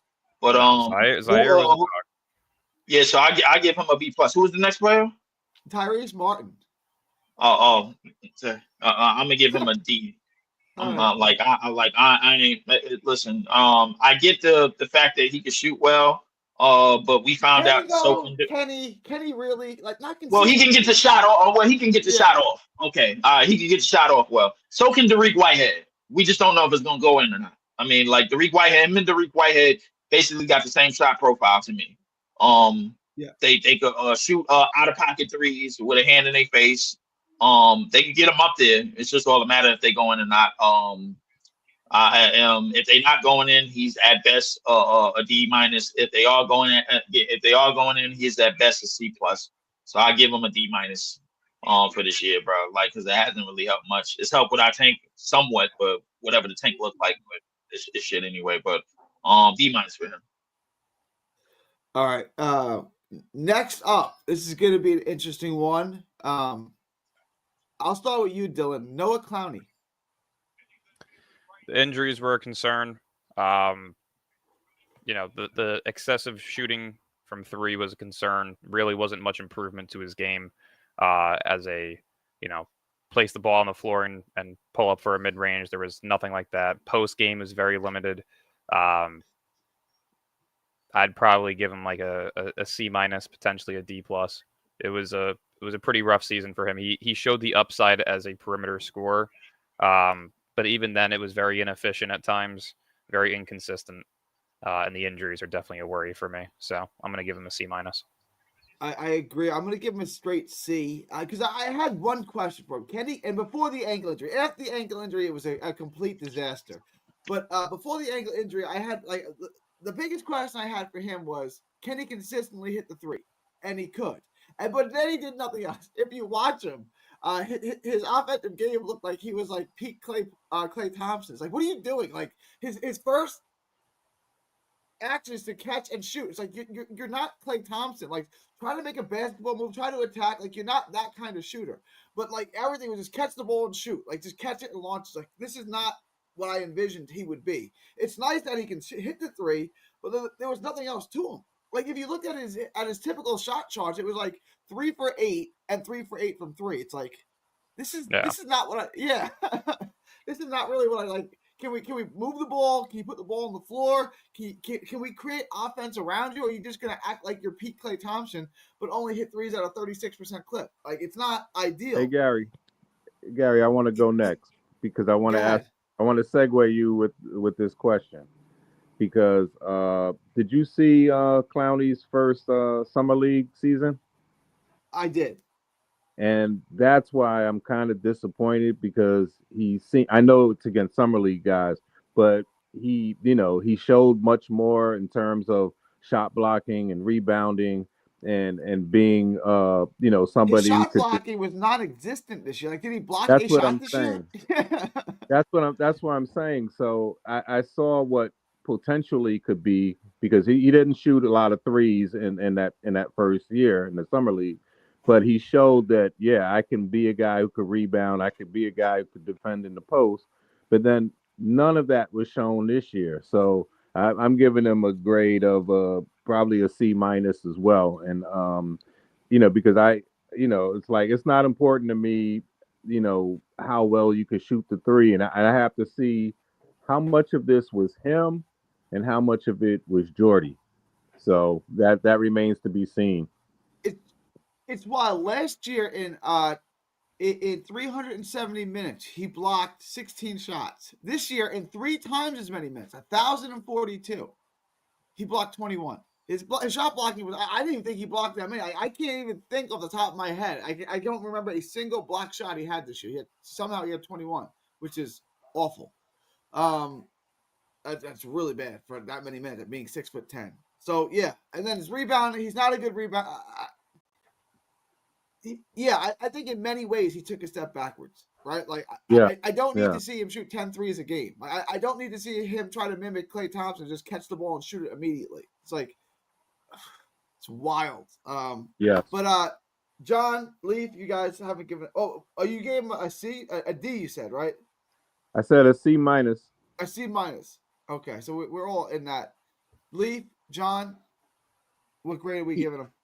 Yeah, I'll give Clowney a C. I want to kind of give him a C plus. So I feel like offensively, he did develop the 3-point shot, and I saw a stat where it's like, given his age route, he's like one of the best at it for his age group. So I thought that was impressive for Clowney. I do agree. You wish you could see more. I thought that Kings game where he had like 5 or 6 threes, and he actually had a play where he actually got to the rim and got a foul call. It felt like he was finally going to show you those next steps. Then the ankle injury happened. The injuries really were a downer this year.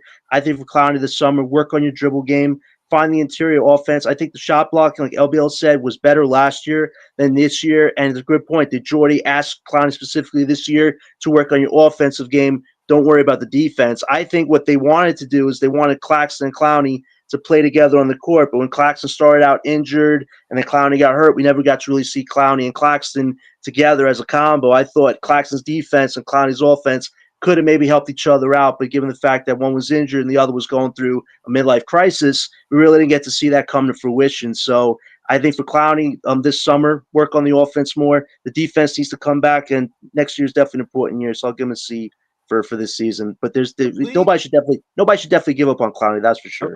I'm giving John a D for that bringing up the fact that he shoots so good, the three good for someone in his age bracket. I'm like, He what are we did. He talking? did. I'm trying to give this guy something positive. He's Listen, in the let's remember, this has NBA. been a horrible season, LBL. You got to try to find some good positives here with these players. I thought Clowney was one of our best 3-point guys on the team this year, besides Yeah, Zaire.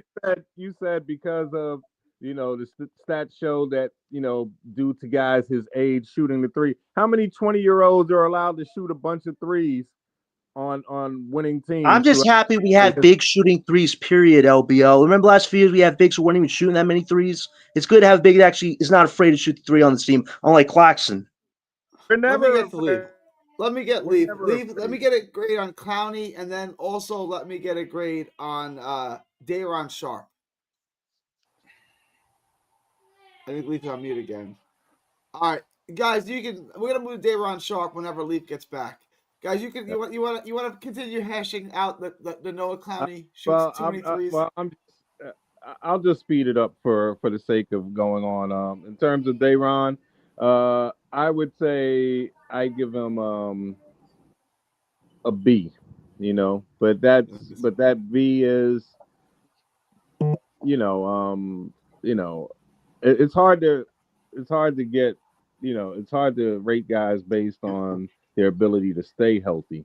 So I don't know, it might be unfair of him. I'm giving him a B. Leaf, Day'Ron Sharp, but before that, Clowney. Clowney, he got the same injury 3 times in 1 year. That just goes to show me physically, he can't keep up. His spot is most likely going to be taken from him, so I'll give him a D plus. Okay.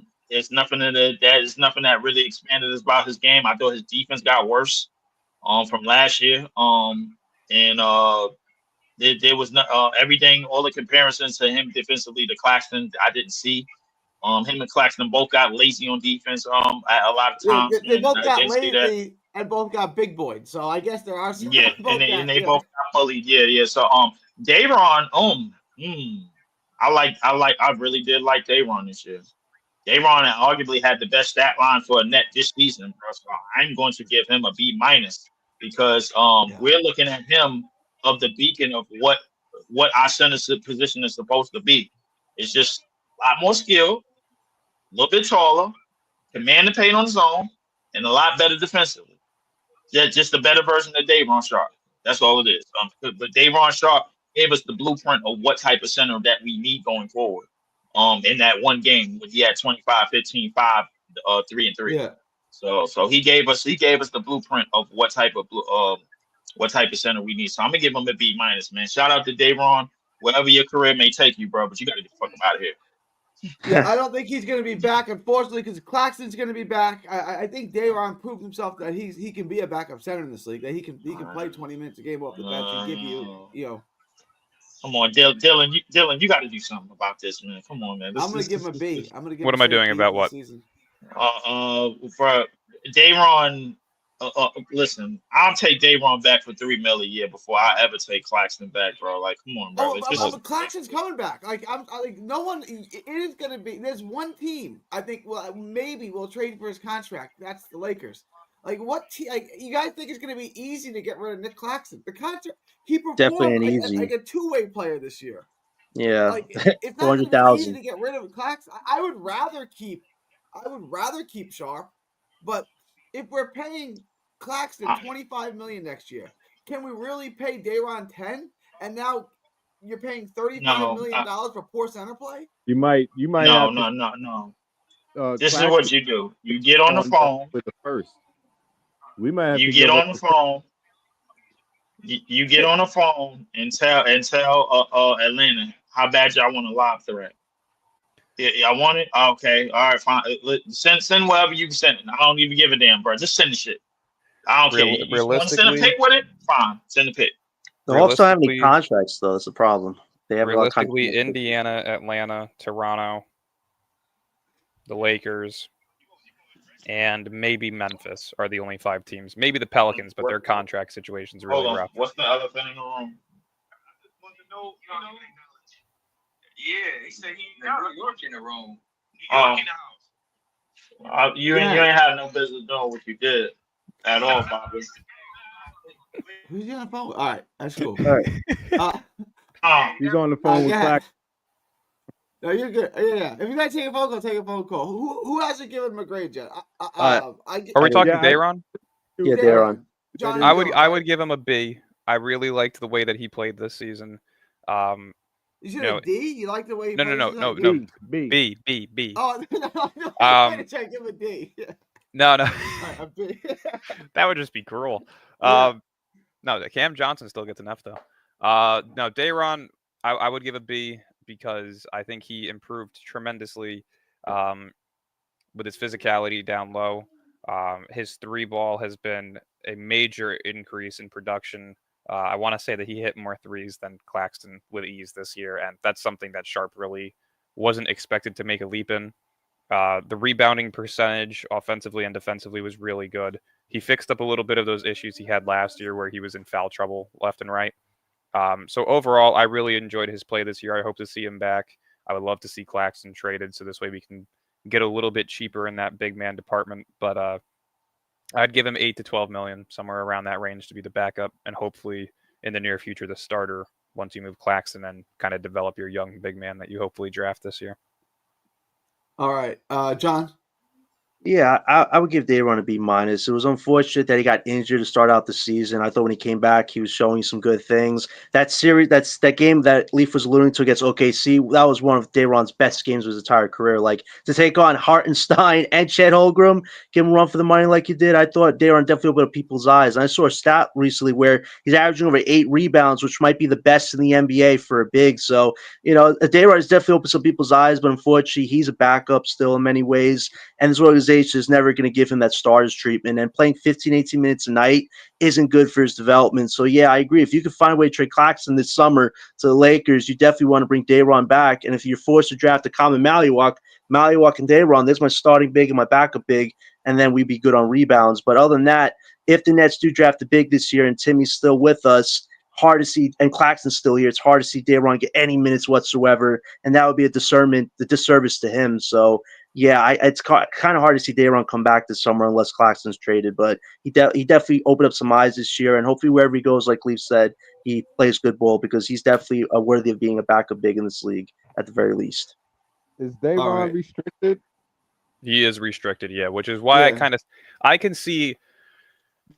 honestly see him coming back, but like I just don't see an avenue where he goes because he's restricted. Yeah. Nets can match. Do they really want to let him go for nothing? I don't think so. I think. What was your hypothetical about Boston, Dylan? You mentioned that the Nets could potentially do a sign and trade or draft night trading Dayron to Boston. Remember, Boston has to get rid of some contracts, and Dayron could kind of fit them as far as being a backup big. Do you still see that being a potential possibility for this team if they have to sign and trade Dayron? Problem is they're so far over the luxury tax. I don't know what the restrictions are for them on trades. And realistically, you can't trade a player on draft night who's a free agent because free agency is like 2 weeks after the draft. So that move isn't possible to make unless if they were to do it at the deadline this year. Because, if you have players that are in free agency this upcoming year, you can't trade them until they're signed again, or if you do a sign and trade. So you have to wait till July to do that. Maybe there's something where they work out the player that the Celtics drafted with one of their 2 picks. I think they have pick 28 or 29, and then they also have 31 or 32. Maybe one of the players, they discuss a pathway where they draft a player that the Nets want and ship that player to the Nets for Dayron in the sign and trade. Who knows? But I don't see anything happening with the Celtics now. Okay. All right. The next man up, we're all in that B range for Dayron. The next man up, Trendon Watford. I'll go first. I don't really see much in him. I'll give him a C. He performed his role. I can't knock the guy. He played some backup point guard. It seemed like he's your secondary ball handler. He's all right. Again, he'll catch on somewhere. I just don't really want him back. He'll be on an NBA roster next year. I'm confident. Probably on a minimum deal, but he's all right. Like, I'll give him a C. There was nothing good, and there was nothing egregious either. I'll just give him a C. Dylan? Yeah, I agree. C all the way. It's just performed his role, in the mediocre way that they can. So, yeah, I'll stick with the C on that one. Locked On Nets fan favorite, Trendon Watford. They absolutely love him. I didn't understand why. Not Doug, the other guy. What's Doug the other loves guy's him. name? Adam. Adam tried to explain Adam. to me. All right, I still think he's a minimal NBA player, but okay, like, all right. LBL, give Trendon Watford a grade. Yeah, it's funny because last year at this time I was like, play Trendon. And I didn't know that they were That's like, funny. you haven't seen the practice film. But I think he's an NBA player, but he's it's like a lot of guys like a lot of these guys that we have, they always look better. They always look better on better teams. So like a lot of these marginal NBA guys who may not be in the league, they always look better on like better talented teams.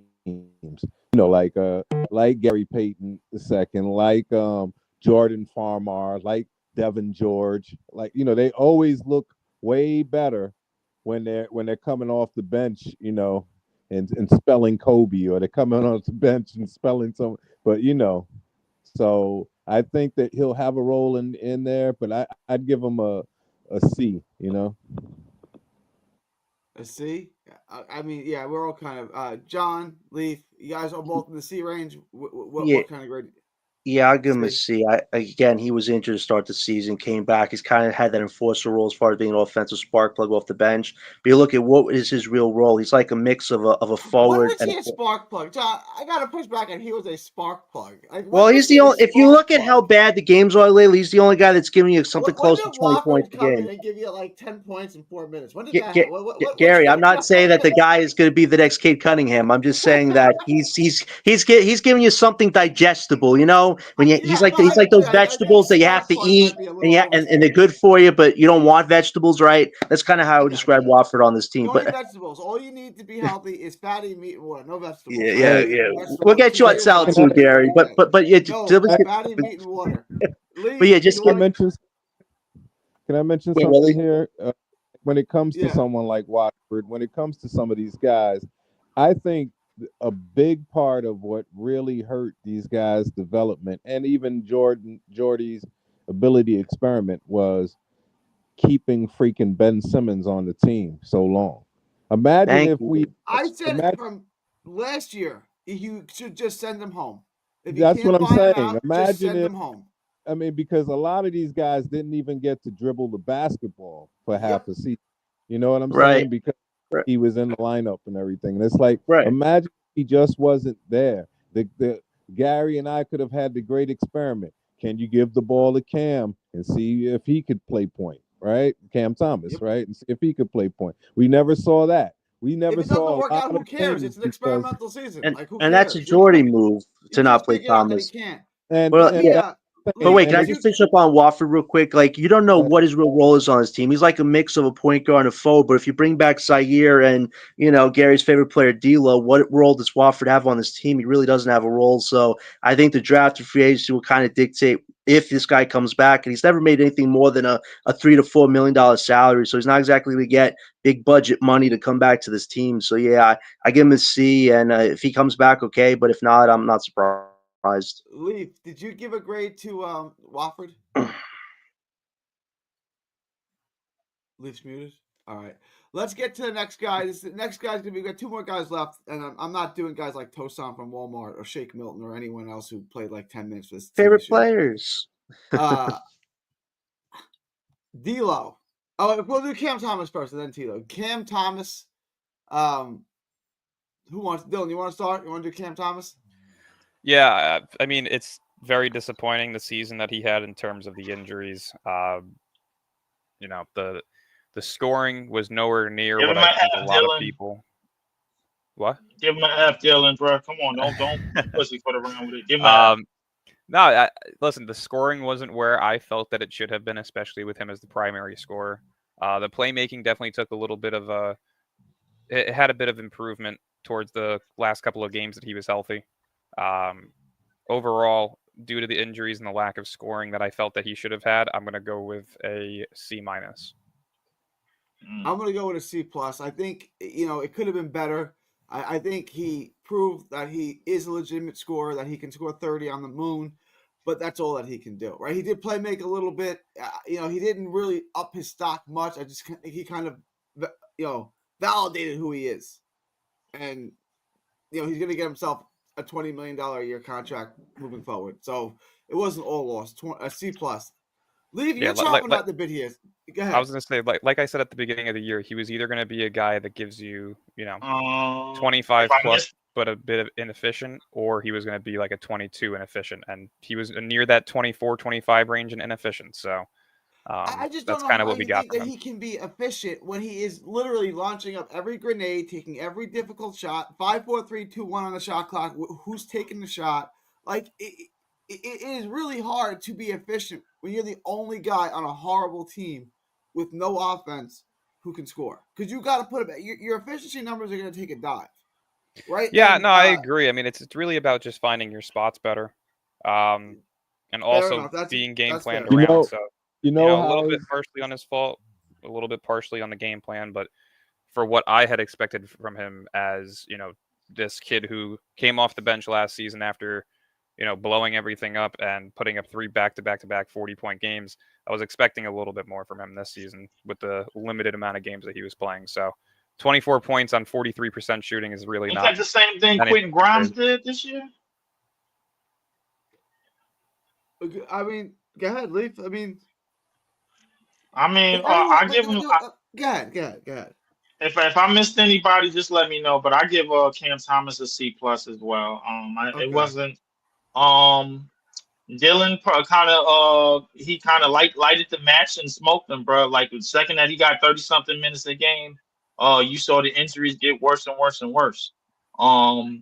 There was I didn't see any real change outside of shot selection or outside of shot profile. Everything was step back, mid range, step back 3, pull up 3, side maybe a side step 3, this, that, and the third. The shot profile was still the same.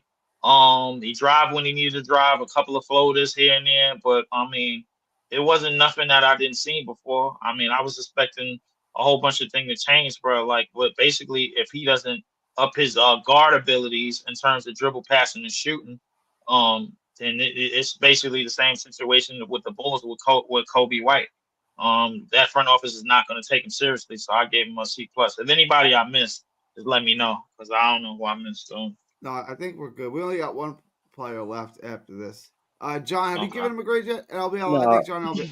No, listen, just like I was fair with Johnson, I'll be fair with Thomas, B minus. I think it was disappointing. He didn't play a lot. I think this was his big year to really silence the doubters, and he couldn't do that because of the injuries. But I will say this, Jordy, I think, did a great job finding a role for Thomas. I thought Claxton would have a great role with this team, but really complete opposite.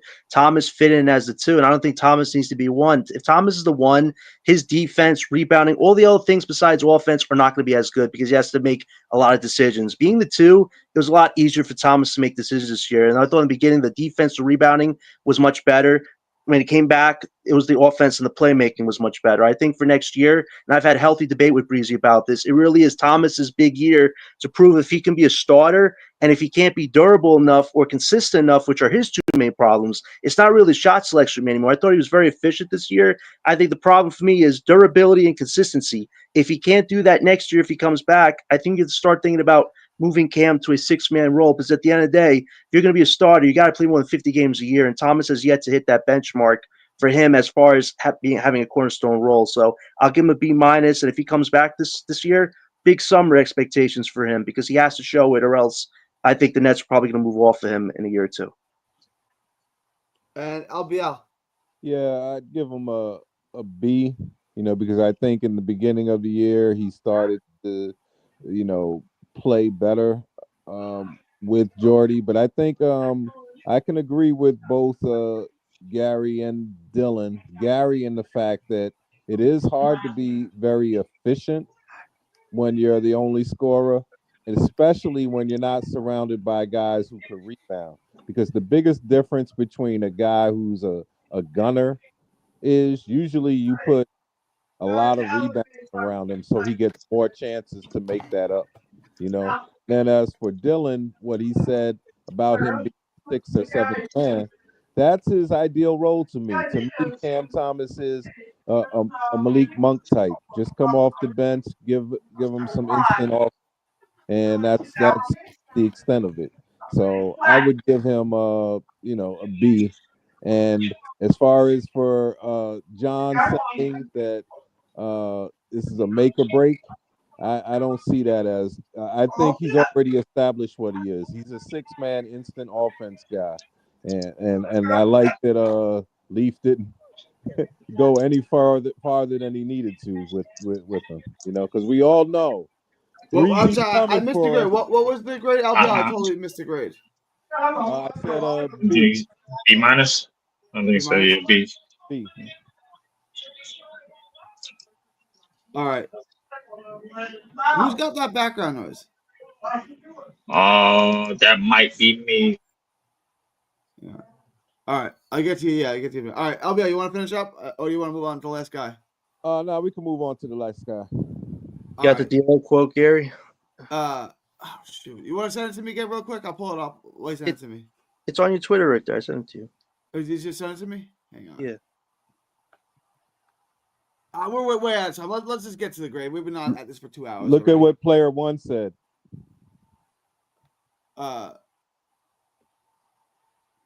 Anything less than A is deep-rooted hatred. Who's he talking about? That was when I was going on about scam.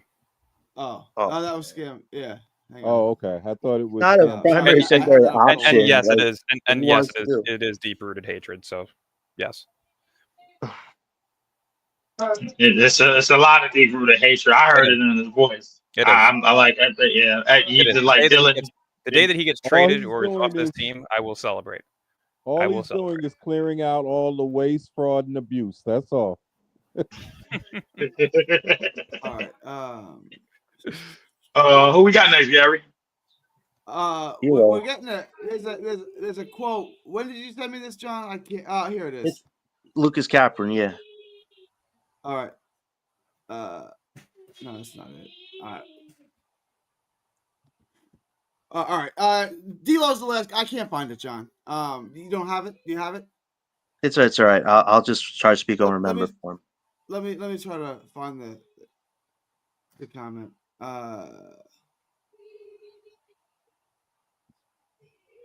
D'Lo to is this it? A lot of teams are. This is the quote you want. D'Lo to Eric Slater of clutch points.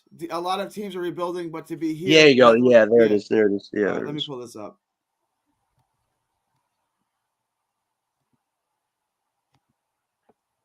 All right. D'Lo to Eric Slater of clutch points. A lot of teams are rebuilding, but to be here and see this team rebuilding with the pieces that they have, I think the league will be on notice. They were on notice this year. I don't know what exactly. Desperation makes us say some crazy things. That's It's up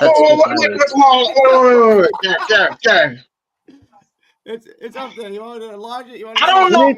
You didn't see that, Leaf? You didn't see that?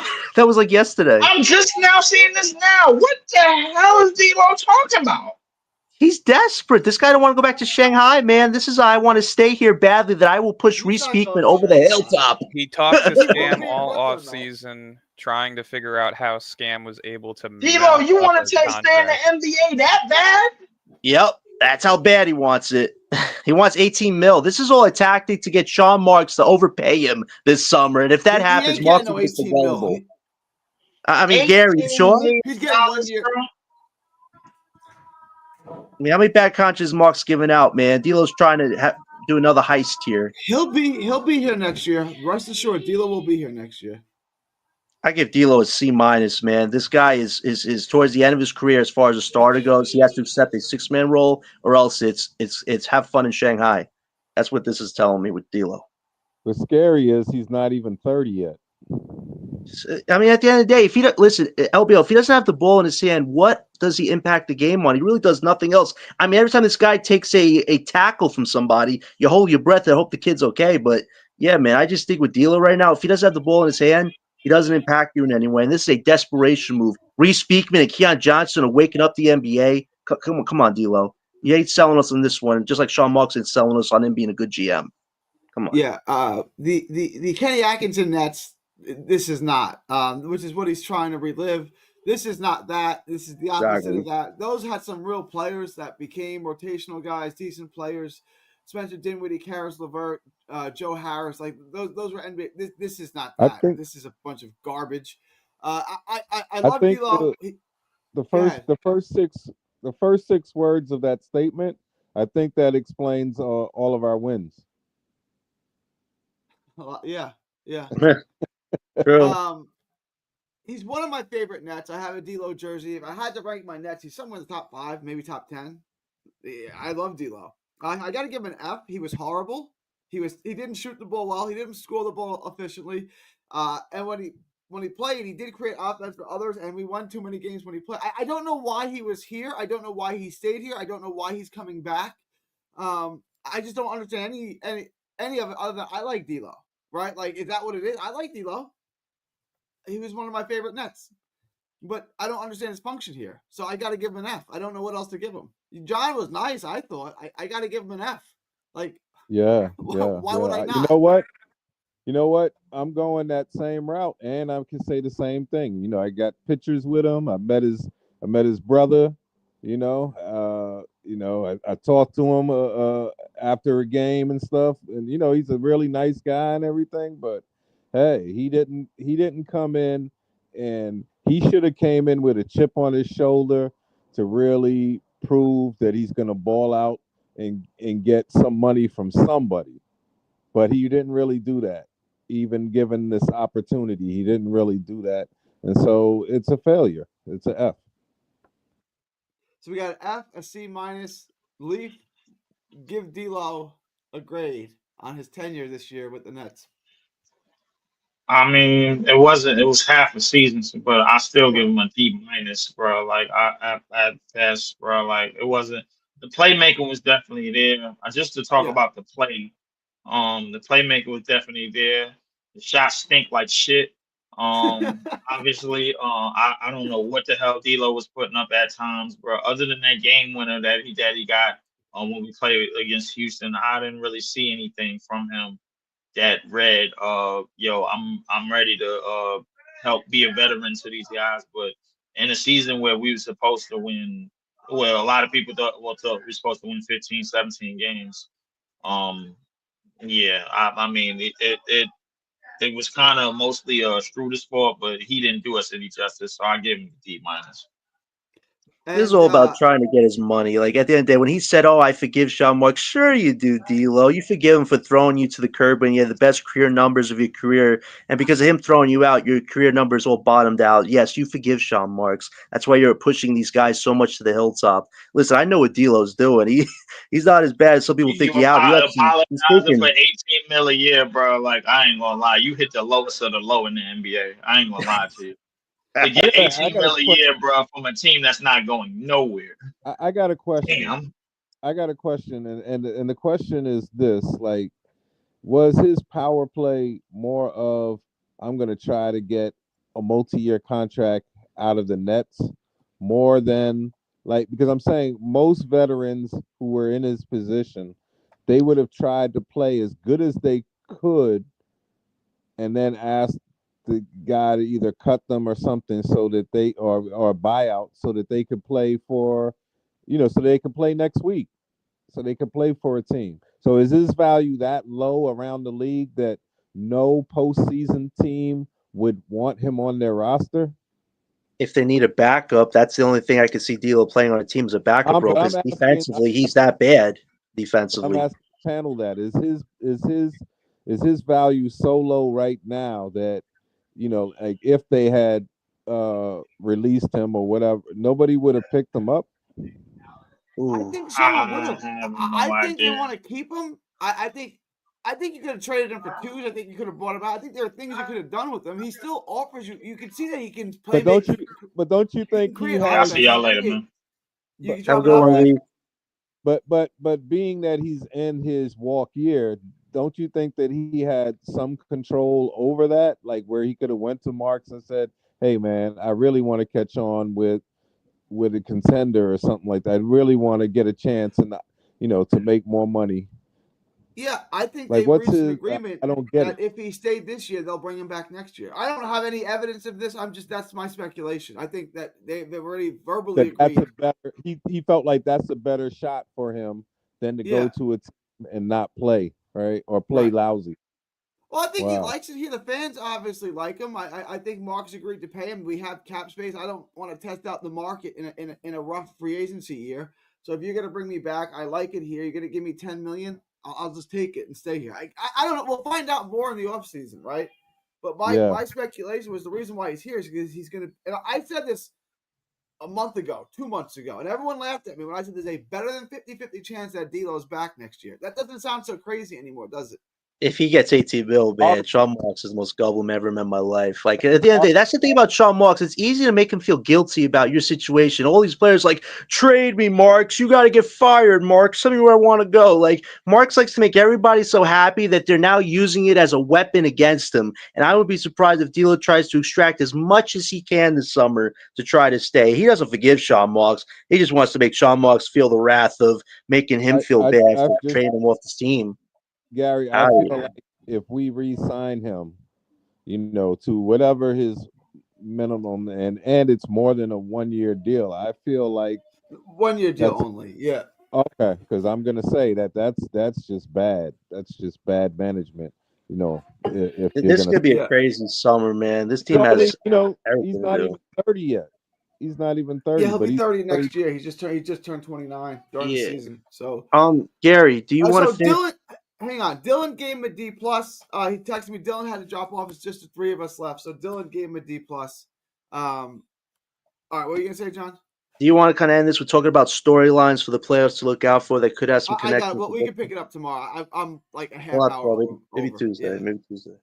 You want to pick it up on Tuesday? Pick up storylines, playoff storylines on Tuesday. Yeah, you want to talk about off-season game plans, so maybe we could do that Tuesday. Yeah. I'm Yeah. available all week. I'm off this week, so. All right, Okay. we could use your input on that too. But yeah, I'm just wondering what's gonna, the D'Lo thing that just kind of bugs me just from a competitive spirit thing that you would think that you would want to play, but you would want to be playing somewhere next week, and even Cam Johnson too. Yeah, but Cam Johnson is forever indebted to this team. Look what the contract we gave. Yes. Man, I just have to be best friends with the guy that I just have to be best friends with a guy that doesn't want to be here. I can make a king's ransom. Everybody's gonna try to pull a Cam Johnson, man. If I see a pair of guys who call themselves twins on a team, and that guy gets $90 million, and that guy asks that, everybody's like, "I'm pulling a Cam Johnson, man." Align myself with a guy that don't want to be here, but I get paid. That's crazy. Guys, please like, share, and subscribe. Smash the like button. I gotta take off. I didn't even mean for it to go on this long. But we'll be back on Tuesday, right, John? Normal time, about 12:30. Yeah, we'll definitely talk about all season game plans. And LBL, you're welcome to come join us if you want. Of course. Definitely. All right. All right. I gotta wrap this up, guys. All right. So long. All right. From Enjoy Texas vacation time, everybody. to the world, thank you, and God bless. Peace.